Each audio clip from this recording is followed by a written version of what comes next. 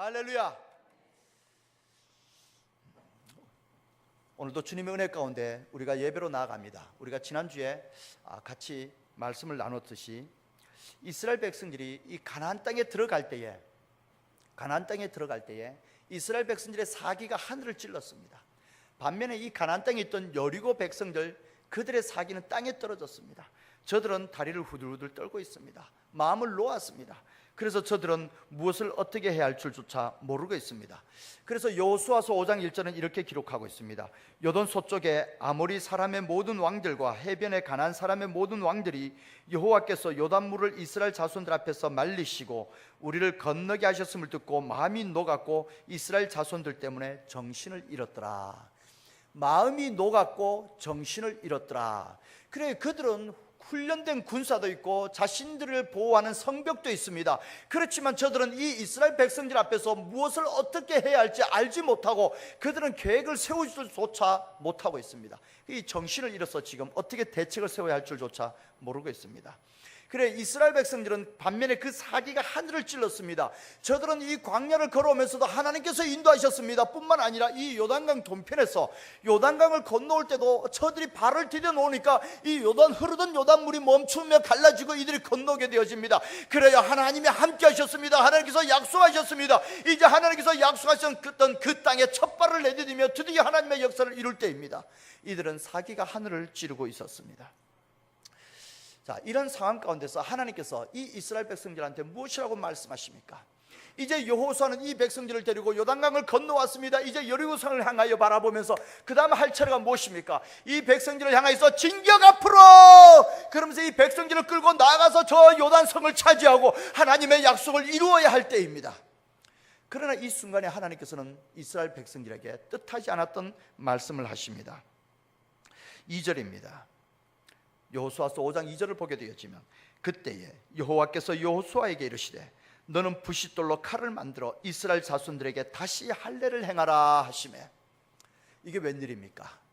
지금 요단강을 건너왔습니다. 여리고성을 앞에 놓고 있습니다. 적군과 대치하고 있는 상황입니다. 그런데 적군 앞에서 할례를 받으라 라고 이야기를 하고 있습니다.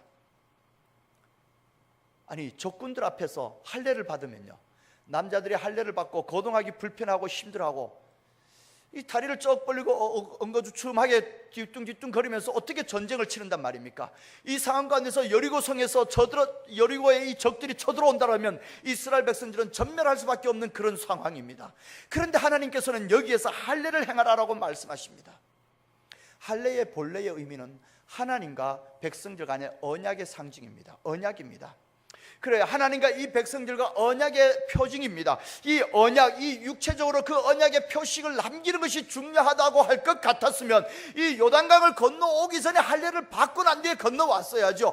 요단강이 가로막고 있을 때는 여리고가 쳐들어와도 강물이 있으니까 보호가 되어졌습니다. 그런데 요단강을 건너와가지고 이제 여리고성 앞에 있지 않습니까? 이 적군들 앞에 자신이 노출되어 있는데 이 상황 가운데서 굳이 할례를 행하라고 말씀하시는 이유가 무엇입니까?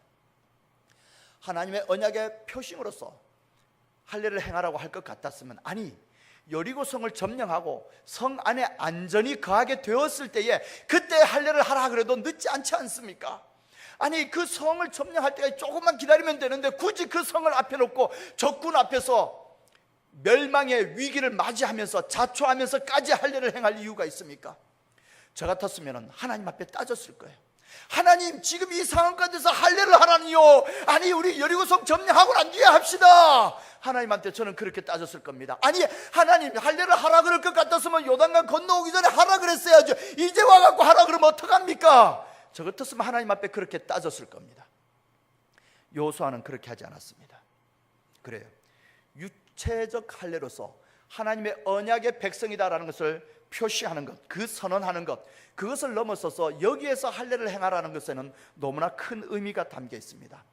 그래요, 하나님의 백성, 하나님의 백성이라면 하나님 앞에 이제는 그 백성으로서의 이 믿음의 반응을 보여야 할 때입니다. 하나님께서는 그것을 요청하고 있는 겁니다. 그래요, 인간적으로 전략적으로 따져봤을 때는 지금 여리고성을 점령해야 할 때입니다. 여기서는 도저히 할 일을 행할 때가 아닙니다. 그렇지만 이러한 전략을 따지는 것보다도 하나님이 중요한 겁니다. 환경과 형편과 여건을 바라보면 지금이 때다라고, 이건 나의 판단이죠. 이것보다도 하나님이 중요한 겁니다. 우리는 하나님의 백성이기 때문에 하나님과 관계 속에서 우리의 존재를 세워나가야 하는 것입니다. 그래, 아무리 여건이 좋다 할지라도 하나님이 때가 아니다 그러면 때가 아닌 것입니다. 아무리 환경과 여건이 갖춰졌다 할지라도 하나님이 주어 주셔야 될 줄로 믿습니다. 할렐루야. 그래요, 세상 사람들은 자신의 물질을 쫓아 헤매고 다니고 있습니다. 그러나 하나님의 백성들은 하나님께서 붙여주시는 물질이 있습니다. 할렐루야. 그렇습니다. 우리는 이 환경과 여건보다 중요한 것은 하나님입니다. 우리는 하나님과 이 관계를 세워나가는 백성들입니다. 할렐루야. 그래서 우리는 이 하나님 앞에 우리의 믿음을 고백하고 하나님의 말씀 앞에 우리의 믿음을 드러내며 순종하는 것이 중요한 겁니다. 그래요, 하나님과 우리와의 관계는 어떤 관계입니까? 목자와 양의 관계입니다. 그래요, 그 목자가 이 양이 사방으로 흩어지면서 위험에 처하지는 않을까 이 목자가 돌보면서 가이드라인에서 적절하게 안내를 하고 있습니다. 그리고 이 목자가 이 양에게 필요한 꼴이 있는 곳으로, 이 양에게 필요한 푸른 초장이 있는 곳으로, 맑은 물이 있는 곳으로 이 목자가 양을 인도해 갑니다. 그렇습니다. 하나님께서 우리를 그렇게 보호하시고 하나님께서 우리를 그렇게 필요한 곳으로 인도해 가시는 분입니다. 이것이 우리의 믿음입니다. 우리는 그의 양입니다. 할렐루야. 그래요, 목자가 인도함을 쫓아 나가는 어린 양에 불과한 자입니다. 염소처럼 고개 쳐들 것 없습니다. 염소처럼 그 목자 앞에서 고집 피울 거 없습니다. 그저 하나님이 인도하심에 따라 아멘 하고 따라 나가며 맑은 물가에서 노닐고 푸른 초장 가운데서 노닐게 되기를 소원합니다. 하나님과 우리와의 관계는 어떤 관계입니까? 아버지와 아들의 관계입니다. 그래요, 이 아들이 아버지를 여기 내두고서 엉뚱한 집에 가가지고 아버지라고 부르며 엉뚱한 집에 가서 자기의 필요한 거 해달라고 요청하고 있으면 아버지의 마음이 서운하기 짝이 없습니다. 그럴 수가 없는 거죠. 그래요, 우리가 세상 어디에 가서 구하지 않냐고 여기에 와서 하나님 앞에 기도하며 하나님의 도우심과 인도하심을 구합니다. 하나님 앞에 간구하며 우리 축복해달라고 매달립니다. 왜요? 하나님이 우리의 아버지이기 때문에, 하나님이 우리를 인도하시는 분이기 때문에 우리가 하나님 앞에 구하는 겁니다. 우리의 이 믿음을 드러내고 우리가 하나님 앞에 나아가기를 원합니다. 하나님과 우리와의 관계가 중요한 겁니다. 그래요, 때로는 이 자식이 아버지의 재산을 달라 그래가지고 그 재산을 가지고 밖으로 도망가서 자기 멋대로 탕진하며 허랑방탕한 세월을 보냅니다. 그렇게 한 인생을 지내다가 세월을 지내다가 재산을 다 낭비하고 난 뒤에야 여기서 내가 도저히 살 길이 없구나. 내가 살 길이 바로 아버지 집이었는데 이제는 내가 아버지 아들이라고 일컬음 받기도 불쌍하고 안 되겠구나. 아버지 앞 집에 그냥 종으로라도 받아주셨으면 좋겠다 라며 아버지 집으로 돌아옵니다. 아버지는요, 그것을 바라보면 어떻게 합니까? 야, 이놈의 자식아, 너 이 재산 어떻게 했어? 너 그동안 뭐 하다가 이제 오는 거야? 아버지는 그렇게 책망하지 않습니다. 아버지는 기다렸던 겁니다. 아버지 앞에 돌아오기만 하면 아버지는 용서하기 위해서 기다렸던 겁니다. 할렐루야. 그래요, 하나님과 우리와의 관계는 그 아버지와 자식의 관계입니다. 우리가 하나님 앞에 나아가면 하나님은 용서하기 위해서 기다리고 계십니다. 우리의 부족함을 고백하며 주님의 은혜를 구한다면 주님은 용서하고 우리를 품에 안으시기 원해 기다리고 계시는 분이십니다. 그래, 하나님과 우리와의 관계는 이렇게 아버지와 자식의 관계입니다. 그리고 또한 하나님과 우리와의 관계는 어떤 관계입니까? 창조주와 피조물의 관계입니다. 하나님께서 처음 인간을 창조하시면서 생육하고 번성하고 충만하여라, 그리고 이 땅을 정복해라, 더 나아가서 이 땅을 다스려라, 이 땅의 모든 권위를 인간에게 주셨습니다. 그래, 하나님이 인간을 창조하시면서 이 인간을 통해 하나님의 이 창조 질서를 세워나가고 다스리기를 원하셨습니다. 그래, 하나님의 깊은 섭리가 있습니다.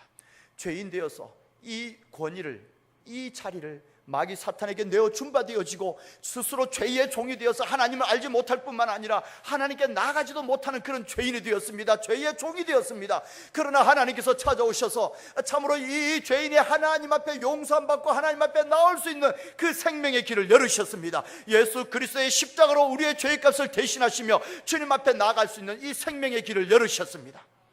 그래요, 하나님께서는 이 생명의 길을 열으시고 우리를 하나님의 자녀로 회복시키시며 하나님의 백성으로 세우시며 여전히 우리를 통한 하나님의 놀라운 섭리 가운데서 그 계획하심을 이루어 나가십니다. 하나님의 영광이 어떠한 것인지, 하나님의 축복이 얼마나 놀라운 것인지, 하나님의 은혜가 얼마나 큰 것인지 우리를 통해 이 땅에 나타내기를 원하십니다. 우리를 통하여 이 시대의 사람들에게, 우리를 통하여 우리 후대의 사람들에게 우리 하나님이 얼마나 사랑이신지, 우리 하나님이 얼마나 우리를 축복하시고 우리를 인도하시는 분인지 그것을 나타내기를 원하십니다. 그 자리까지 하나님께서는 우리 인생을 간섭하시며 우리 인생을 끌고 가고자 합니다. 그래야 하나님께서는 깊은 섭리 가운데 우리 인생을 향한 목적하심이 있습니다. 그 하나님과 우리와의 관계, 창조주 하나님과 피조된 우리입니다. 그래야 하나님과의 이 관계가 온전히 세워져야 되겠습니다. 우리는 이 하나님이 중요합니다. 왜냐하면 여기에 우리의 존재의 의미가 있고 여기 우리 존재의 가치가 있기 때문에 그렇습니다. 할렐루야. 하나님과의 관계를 무엇보다도 먼저 복되고 아름다운 모습으로 세워나가는 저와 여러분이 되기를 소원합니다. 자, 이 백성들이 이제 이 여리고성 앞에 서가지고서 이제 도망갈 길도 없어요. 적군이 쳐들어오면 도망갈 길도 없어요. 뒤에 요단강이 있으니 도망가다 잡혀 죽을 게 뻔합니다. 이 상황 가운데서 그들은 하나님의 말씀에 순종하여 할례를 행하였습니다. 이것은 믿음 없이는 할 수 없는 겁니다. 그래요. 하나님께서 지켜주신다는 믿음 없이는 할 수 없는 겁니다. 그래야 하나님께서 이 광야 여정을 인도해 주셨듯이 오늘 우리를 인도해 주신다는 그 믿음 없이는 할 수 없는 겁니다. 하나님께서 광야에서 불기둥과 구름기둥으로 인도해 주셨듯이 우리를 인도해 주신다. 하나님께서 광야에서 물이 없을 때는 바위에서 생수를 나게 하시고 양식이 없을 때는 만나를 내려주시고 고기를 먹을 때는 메추라기를 내려주시며 우리를 인도해 주셨다. 이 믿음이 없이는 할 수 없는 것입니다. 그래, 이 광야 여정을 걸어왔지만 신발이 헤어지지 않냐고 의복이 닳지 아니하더라. 이 믿음 없이는 할 수 없는 것입니다. 그렇습니다. 이스라엘 백성들의 이 할례에는 너무나 소중한 믿음의 고백이 담겨 있습니다. 이 백성들이 이렇게 믿음을 고백하며 할례를 행하였습니다. 그랬더니 하나님이 너무 기쁘셨어요. 하나님이 너무 기쁘셨어요. 너무 좋으셨습니다. 그래서 하나님께서 말씀하십니다. 9절입니다. 우리 오늘 본문 말씀, 이스라엘 백성들이 할례를 받고 8절 진중에서 이제 낫기를 기다리고 있을 때입니다. 그럴 때 하나님께서 말씀하십니다. 9절 한 절만 우리 큰 소리로 같이 한번 합독하시겠습니다. 여호와께서 여호수아에게 이르시되 내가 오늘 애굽의 수치를 너희에게서 떠나가게 하였다 하셨으므로 그곳 이름을 오늘까지 길갈이라 하느니라. 할렐루야, 할렐루야. 길갈이라는 이 말의 뜻은 굴러가다라는 겁니다. 굴러보냈다는 얘기입니다. 그래서 예전 성경책에는 굴러보냈다라고 표현되어 있고 지금 우리 성경책에는 떠나가게 하였다라고 고백되어 있습니다. 그렇습니다. 이제 여기가 길갈입니다. 왜 길갈입니까? 애굽의 수치를 끊어내었기 때문에 그렇습니다. 할렐루야. 우리 한번 따라합시다. 애굽의 수치를 끊어내자. 애굽의 수치를 끊어내자. 그래요. 애굽의 수치를 끊어내야 되겠습니다. 9절의 말씀 보니까 여호와께서 여호수아에게 이르되 내가 오늘 애굽의 수치를 너희에게서 떠나가게 하였다라고 고백합니다. 내가 했다는 겁니다. 하나님이 하신 겁니다. 할렐루야. 여호수아가 아니 하나님 언제 하셨어요? 내가 백성들 데리고 했잖아요 라고 따질 수 있습니까? 그럴 수 없는 겁니다. 왕이 신분을 보냈는데 이 신분을 갖다 온 자가 왕의 일을 해놓고서 내가 했다고 이야기할 수 있습니까? 그럴 수 없습니다. 하나님이 하신 겁니다. 하나님이 하십니다. 오늘도 하나님이 하십니다. 오늘도 하나님께서 우리와 함께 하시고 우리를 통해서 하십니다. 할렐루야. 그래요. 하나님의 하나님 되심이 우리를 통해 나타나기를 원합니다. 사람들이 우리를 볼 때 야 정말 하나님 살아계신가 봐 그렇게 고백하게 되기를 소원합니다. 사람들이 우리를 볼 때 야 자네는 교회 다니면서 정말 복받은 것 같아 이렇게 고백하게 되기를 소원합니다. 할렐루야. 그래요. 하나님이 함께 하십니다. 하나님이 살아계십니다. 하나님이 우리와 함께 하십니다. 그래요. 이스라엘 백성들이 애굽에서 노예 생활할 때에 그 노예로 지내면서 그들의 부르짖음이 하나님 앞에 들렸습니다. 그들의 우고가 하나님 앞에 들린 바 되어졌습니다. 하나님께서 말씀하십니다. 저들의 부르짖음을 저들의 우고를 내가 보고 듣고 알았다. 할렐루야. 그래요. 하나님께서 아시고 그리고 하나님께서 말씀하십니다. 모세한테 내가 내려가서 저들을 저기서 끄집어내어 이러이러한 땅에 이르려 하노라. 할렐루야. 그래 하나님께서 하시는 겁니다. 그리고 이어서 하나님은 말씀하십니다. 모세한테 너가 바로왕에게로 가라. 그래, 하나님의 보내심을 받아 가는 겁니다. 하나님께서 하십니다. 모세가 순종하여 나아갔을 때에 하나님께서 이 애굽의 10가지 재앙을 내리면서 바로 왕과 싸우셨습니다. 애굽의 10가지 재앙을 내리면서 애굽 사람들이 섬기던 그 우상과 싸우셨습니다. 그래서 하나님께서 백성들을 끄집어내셨습니다. 할렐루야. 하나님께서 이 홍해 바다 앞에서 이 홍해 바다를 가르면서 이 백성들을 끄집어내셨습니다. 그리고 이 바다에 애국 군대를 장사 지내시면서 이 백성들을 보호하셨습니다. 하나님께서 하셨습니다. 하나님께서 하셨습니다. 저와 여러분의 인생 하나님 앞에 올려드리십시오. 하나님께서 하십니다. 할렐루야. 그래, 하나님께서 하십니다. 하나님과 우리와의 관계는 아버지와 아들 아닙니까? 목자와 양 아닙니까? 창조주와 그 의미를 담은 피조물 아닙니까? 할렐루야. 오늘도 하나님께서는 살아계셔서 함께 하십니다. 오늘도 하나님은 살아계셔서 일하시고 역사하십니다. 할렐루야. 우리 인생을 하나님 앞에 내려놓아야 되겠습니다. 여기 보니까 내가 오늘 애굽의 수치를 라고 말씀하십니다. 오늘입니다. 오늘이 어떤 날입니까? 이스라엘 백성들이 하나님 앞에 믿음으로 순종하여 할례를 행한 그날입니다. 할례를 행하고 난 뒤에 하나님께서 고백하는 겁니다. 그래요, 우리가 믿음으로 순종하며 우리의 믿음을 주님 앞에 고백하고 내어놓을 때에 하나님께서 기뻐하십니다. 하나님께서 그래, 드디어 이제 내가 행한다라고 하나님께서 말씀하십니다. 그래요, 우리가 환경이나 형편이나 여건을 보지 마시고 하나님을 봅시다. 하나님과 우리와의 관계를 보고 하나님 앞에 우리의 존재를 세웁시다. 그러면 하나님께서 행하십니다. 우리의 믿음을 드러내면요, 하나님께서 오늘 행하시고 역사를 하십니다. 할렐루야. 하나님께서 말씀하십니다. 애굽의 수치를 떠나가게 하였다. 우리 한 번 더 따라합시다. 애굽의 수치를 끊어내자. 애굽의 수치를 끊어내자. 애굽의 수치가 무엇입니까? 이스라엘 백성들이 애굽에서 모습이 어떠했습니까? 그들은 애굽에서 노예입니다. 그래, 노예. 이 노예라는 신분. 아니, 하나님의 백성이 이렇게 애굽에서 노예가 되었다뇨. 이것만으로도 하나님 앞에 수치입니다. 그러나 하나님께서 깊은 섭리 가운데 일하십니다. 하나님께서 이들을 끄집어내셨습니다. 그러면 이제는 노예가 아니잖아요. 그럼 이제 광야로 나왔어요. 이제는 자유인입니다. 이제는 자유인이에요. 그러면은 더 이상 애굽의 수치는 없는 겁니다. 그런데 이 광야 40년간 걸어오고 난 뒤에 가나안 땅 들어가는 이 상황에서 할례를 행한 이 모습을 보면서 하나님께서 말씀하십니다. 오늘 애굽의 수치를 끊어냈다고. 그래, 신분으로서의 노예, 그것의 수치가 아닙니다. 그 이상의 것을 하나님은 지금 말씀하고 계십니다. 그래요, 이 백성들이 애굽에서 지낼 때에 신분으로서의 노예가 문제가 아닙니다. 신분으로서의 노예는 애굽에서 나왔을 때 끝난 겁니다. 그러나 이 광야로 나오고 난 뒤에 이 백성들의 모습을 보니까 여전히 노예의 근성이 남아있더란 이야기입니다.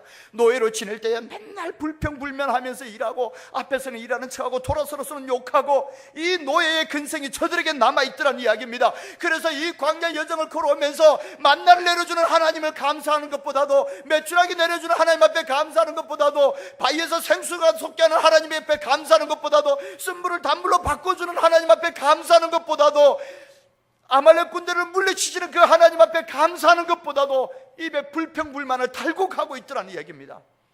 이들의 근성이 노예에 젖어 있기 때문에 그런 겁니다. 그래요, 신분은 끝났지만 이들에게는 여전히 노예의 근성이 남아 있습니다. 이들은 애굽에 있을 때에, 노예로 지낼 때에 그들의 인생에 있어서는 특별한 의미를 가질 것이 없었습니다. 그저 위에서 시키는 대로, 주인이 시키는 대로 그날 주어진 일, 할당량 일을 하고, 그러고 난 뒤에 그냥 먹을 거 주는 대로 먹고 살면 끝이었습니다. 그 인생에 무슨 의미가 있고 그 인생에 어떤 가치가 있습니까?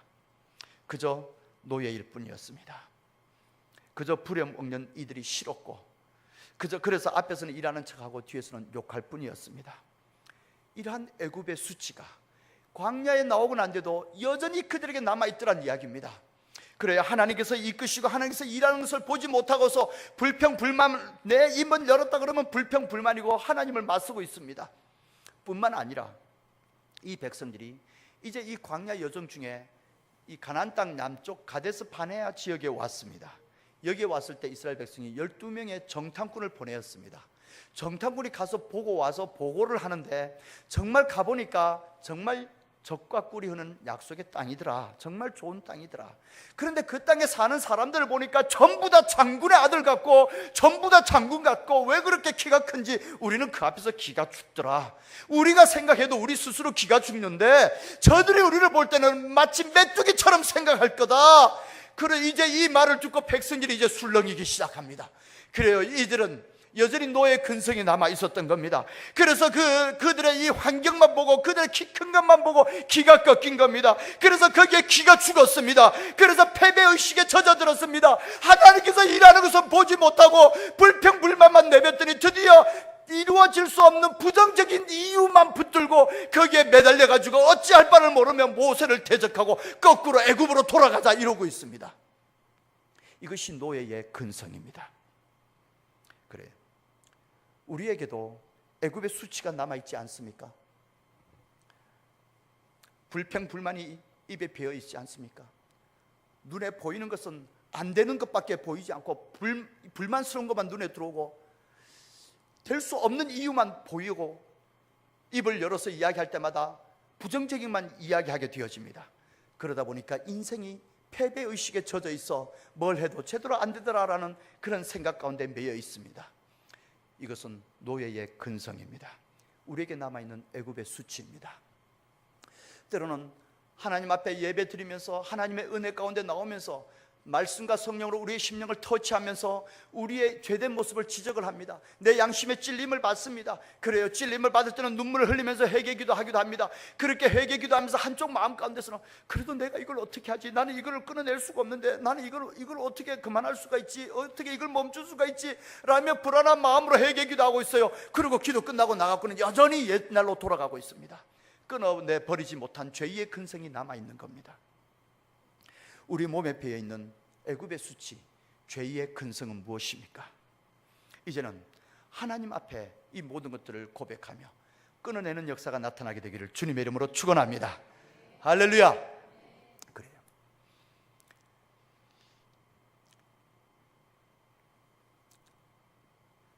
상대방이 키가 큰 것만 보고서 기가 죽은 거야. 저들이 우리를 볼 때는 우리가 메뚜기 같을 거야. 어찌할 바를 몰라 더 이상 가난을 품을 수 없는 그런 백성들이 되어버리고 맙니다. 그래요. 우리의 인생의 여정 가운데에 내 앞에 큰 산이 놓여 있습니다. 이 산을 바라보면서 이거 어떡하지? 이거 어떡하지? 한숨만 푹푹 내쉬고 있으면서 두려워합니다. 이게 우리에게 남아있는 이 죄의 근성이고 애굽의 수치입니다. 하나님께서 우리와 함께 하시면 이 높은 산이 낮아집니다. 그래요. 이 앞에 깊은 계곡을 있는 걸 바라보면서 이걸 어떻게 하지? 이걸 어떻게 하지? 이 문제를 어떻게 풀어야 되지? 내 힘으로 풀어지지 않는 것을 놓고 한숨만 푹푹 쉬면서 두려워하고 걱정하고 있습니다. 이게 애굽의 수치입니다. 하나님께서 우리와 함께 하시면 넉넉히 건너갈 수 있습니다. 할렐루야. 두려워하지 마십시오. 세상에서 우리에게 두려움을 가져오는 것은 하나님의 뜻이 아닙니다. 그거는 마귀 사탄이 하는 짓입니다. 그래야 하나님은 우리 안에 담대한 믿음을 불러일으키길 원합니다. 그래서 이 높은 산이 낮아져라, 깊은 계곡은 메워져라, 주 예수 그리스도의 이름으로 선포하고 담대한 믿음으로 달려나가기를 원합니다. 할렐루야. 우리의 믿음을 고백하며 나갑시다. 그러면은요, 내 눈에 높은 산으로 보였던 게 허상이에요. 부딪혀 보니까 하나님이 힘을 주셔요. 이거 별거 아니네. 할렐루야. 넉넉히 넘어가게 됩니다. 깊은 계곡으로 보였던 게 허상이에요. 허상이에요. 이게 내가 믿음으로 순종하여 나가며 부딪혀 보면요, 하나님께서 건너가게 하십니다. 이거 별거 아니네 할 수 있다라고 하나님께서 믿음을 주십니다. 그래요. 애굽의 수치를 끊어내고 승리하는 저와 여러분이 되기를 소원합니다. 이스라엘 백성은 어떻게 애굽의 수치를 끊어냈습니까? 이들은 여리고성 앞에서 이 환경과 여건들, 조건들 따지지 않냐고 이것저것 볼 거 없습니다. 그저 주의 말씀에 아멘하고 순종하여 할례를 행함으로 말미암아 애굽의 수치를 끊어냈습니다. 그래요. 우리도 주님 앞에 우리의 믿음을 고백함으로 말미암아 애굽의 수치를 끊어내게 되기를 소원합니다. 그래요. 우리의 인생의 여정 가운데 하나님께서 함께 하시며 우리의 심령을 터치하십니다. 너의 믿음이 어디 있느냐? 너의 믿음이 어디 있느냐? 우리 주님께서 우리의 심령을 터치하십니다. 큰 일이든 작은 일이든 주님께서 말씀과 성령으로 우리의 심령을 터치하며 믿음을 드러내려고 하나님께서 기회를 주십니다. 어떤 경우에는 이 심령 가운데 참 이렇게 이야기하죠. 감동 먹었다. 세상 사람들이 이렇게 이야기합니다. 뭐 이 소설책을 보다가도 뭐 이 좀 멋있는 어떤 이 유명한 명화, 그런 영화를 보다가도 감동적이었어, 감동 먹었다, 그렇게 이야기합니다. 그래요, 세상 사람들은 그렇습니다. 그러나 하나님께서 말씀과 성령으로 우리 가운데 함께 하시면 우리의 심령을 터치하실 때 우리는요, 이 영적인 감동함이 있습니다. 할렐루야. 그래요, 하나님께서 이 심령을 터치하십니다. 아무것도 아닌 것 같지만 길 가다가 휴지를 줍고 싶은 마음이 들었을 때 한번 순종해서 주워 보세요. 내가 하나님 앞에 순종했을 때 하나님께서 주시는 그 영적인 기쁨이 내 안에서 이렇게 올라오는 거, 나를 이렇게 밀치고 다가오는 거 느끼게 됩니다. 그런데 아이고 창피하게 뭐 이 주변 사람들을 바라보면서 남들 다 버리고 가는데 내가 뭐 잘났다고 나 혼자 그걸 줍고 있어 라고 그런 이야기 생각을 하면서 그냥 지나쳐 버리면요, 거기에는 감동이 없는 겁니다. 그래요, 거기에는 역사가 없는 겁니다. 그래서 하나님께서는 말씀과 성령으로 우리 심령 가운데 함께 하십니다. 친구와 이야기를 하다가 이 친구의 이야기를 듣다 보니까 내 이야기를 하고 싶어요.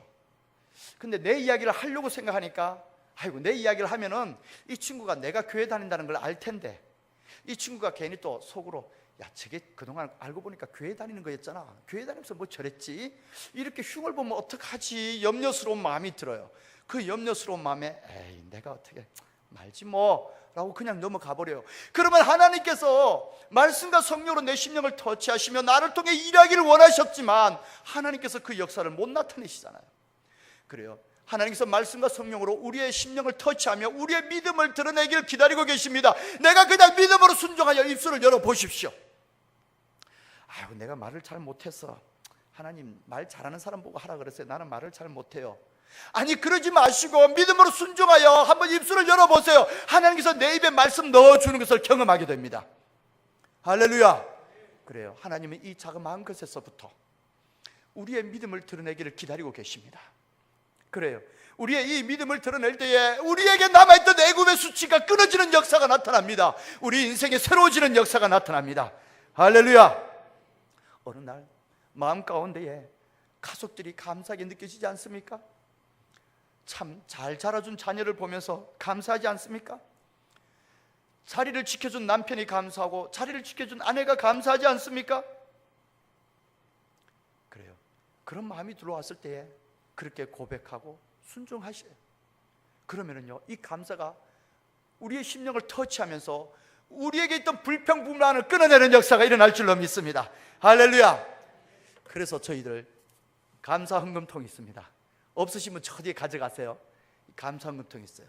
감사할 때마다 얼마라도, 단돈 1,000원이라도 단돈 100원이라도 하나님 앞에 고백하는 거예요. 드리면서 하나님 감사합니다 고백하는 거예요. 자그마한 것에서부터 감사합니다 고백하십시오. 감사 체질로 바뀌어질 줄로 믿습니다. 불평불만하던 애굽의 수치가 끊어질 줄로 믿습니다. 할렐루야. 그래서 우리가 감사 체질로 바꾸기 위해서 우리가 감사 훈련하는 신앙 고백입니다. 그리고 없으시면 저 뒤에 하나씩 다 가져가세요.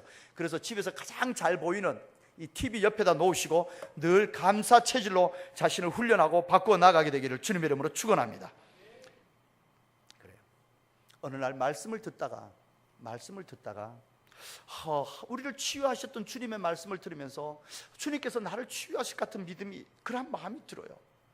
잠 안 오는 약을 늘 먹었는데 이걸 한번 끊어보면 어떨까? 하나님 앞에 기도드리고 끊어요. 안 먹고 자게 되어져요. 하나님께서 내가 믿음으로 순종할 때에 거기에 하나님께서 역사를 일으키십니다. 할렐루야. 할렐루야. 그래요, 초자연적이든 자연적이든 하나님께서 역사를 일으키십니다. 그래요, 초자연적인 것만 하나님께서 하는 거고 자연적인 것은 하나님께서 하는 게 아닐까요? 그렇지 않습니다. 다 하나님의 창조 질서 안에 있습니다. 하나님께서는 초자연적으로도 우리와 함께 하시고 자연적으로도 우리와 함께 하십니다. 말씀을 들으면서 이 말씀이 나의 부족함과 나의 죄스러운 것을 터치합니다. 그러면 나는 가슴을 치고 마음을 찢으며 하나님 앞에 애통해 합니다. 하나님의 은혜가 아니고서 내가 용서받을 수가 없다고 하나님의 은혜를 구합니다. 할렐루야. 그래, 이렇게 순종할 때에, 순종하면 내가 할례를 행하는 것처럼 이렇게 순종하면 내가 첫 발을 내디딜 때에 거기에 역사가 일어나는 겁니다. 그래요, 말씀을 듣는 중에 할례를 행하라는 말씀이 이런 거구나, 애굽의 수치라는 것이 이런 거구나. 그래, 나도 하나님 앞에 나와 기도하면서 정말 하나님 은혜를 구해야 되겠구나, 이러한 마음이 들었습니까? 그럼 순종해서 나오십시오. 그래서 하나님 앞에 기도하면서 하나님의 은혜를 경험하십시오. 예, 거기에 역사가 일어날 줄로 믿습니다. 예수님께서는 38년 된 병자 못 일어나는 걸 모르고서 이 병자 보고 일어나라 그랬습니까? 38년 동안 누워 지낸 이 병자를 향하여 예수님께서 말씀하십니다. 너 자리를 들고 일어나 걸어라. 38년 동안 누워 있었지만 이 말씀에 의지하여 몸에 힘을 주고 몸의 근육을 움직여 봅니다. 몸에 힘이 들어가네. 움직여지네. 그렇게 해서 일어나서 자리를 들고 걸어가는 겁니다. 그래요, 주님께서 말씀하십니다. 앞을 보지 못하는 자에게 실로암 연못가에 가서 씻으라. 아니, 누구는 뭐 가고 싶지 않아서 안 가나? 앞이 안 보여가지고 못 가고 있잖아. 주님이 곧 눈을 보게 해주고 가게 할 것이지. 아니요, 그렇게 하지 않습니다. 말씀에 의지하여 믿음으로 발을 디뎌서 연못에 가는 겁니다. 가서 씻는 겁니다. 그리고 역사를 보는 겁니다. 할렐루야. 그렇습니다. 말씀과 성령이 우리의 심령을 터치합니다. 우리가 주님 앞에 내려놓아야 할 믿음의 고백은 무엇입니까? 우리의 의지를 여기에 들여놓게 되기를 소원합니다. 그래요, 의지를 여기에 드러나요. 내 몸의 힘을 순종하는 것에 기울입니다. 내 몸의 에너지를 그쪽을 향하여 기울입니다. 나의 판단과 나의 결정으로 믿음을 드러내는 겁니다. 그 첫 발을 디딜 때에, 참으로 내가 순종할 때에 하나님이 어떻게 나와 함께 하셨는지, 하나님께서 나의 이 믿음의 고백을 얼마나 기뻐하시는지 깨닫게 될 줄로 믿습니다. 할렐루야. 그래요, 이렇게 순종할 때 거기에 가난의 역사가 일어납니다. 하나님께서 말씀과 성령으로 우리와 함께하며 우리의 심령을 터치합니다. 이제 우리가 이 믿음으로 순종의 발걸음을 디디게 되기를 원합니다. 하나님께서 우리의 힘이십니다. 하나님께서 우리의 능력이십니다. 할렐루야. 그래요, 환경과 형편을 바라보면 불평불만뿐입니다. 환경과 형편을 바라보면 안 될 이유밖에 없습니다. 왜 그렇게 내 앞에 높은 산이 놓였는지, 왜 그렇게 장애물이 많은지, 뭐가 하나 풀어져야 그 다음이 풀어질 텐데 왜 이렇게 안 풀어지는지, 전부 다 그런 것밖에 보이지 않습니다. 그러나 우리는 하나님을 바라보길 원합니다. 하나님이 문제입니다. 이스라엘 백성이 이곳에서 저기 군사, 훈련받은 군사가 있어요. 저기는 성벽으로 자신들을 보호하고 있어요. 우리가 도망갈 길도 없어요. 우리의 무기는 변변찮아요 라며 안 되는 이유만 하나님 앞에 내세웠더라면 역사는 이룰 수 없습니다. 그들이 하나님의 말씀에 순종하여 할례를 행한 것처럼, 그래요, 우리도 무기가 변변찮습니다. 우리가 제대로 훈련받아 보지도 못했습니다. 그러나 이 환경에 우리의 마음과 에너지를 빼앗기지 아니하고 오직 하나님을 바라보며 하나님 앞에 우리의 믿음을 고백하며 첫 발을 내디디게 되기를 주님의 이름으로 축원합니다. 할렐루야.